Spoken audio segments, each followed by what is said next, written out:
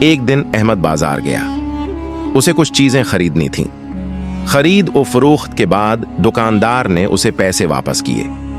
احمد نے پیسے گنے تو دیکھا کہ دکاندار نے غلطی سے اسے کچھ زائد رقم دے دی ہے.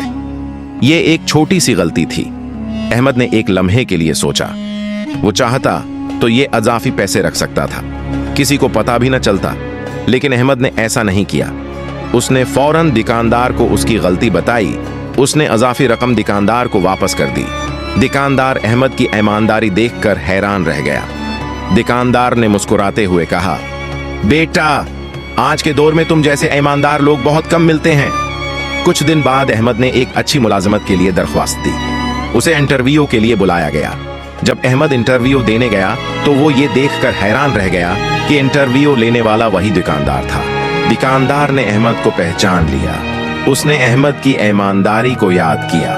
دکاندار نے بغیر کسی ہچکچاہٹ کے احمد کو وہ ملازمت دے دی. احمد بہت خوش ہوا.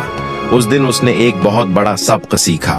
سچ بولنا اور ایماندار رہنا کبھی نقصان نہیں دیتا.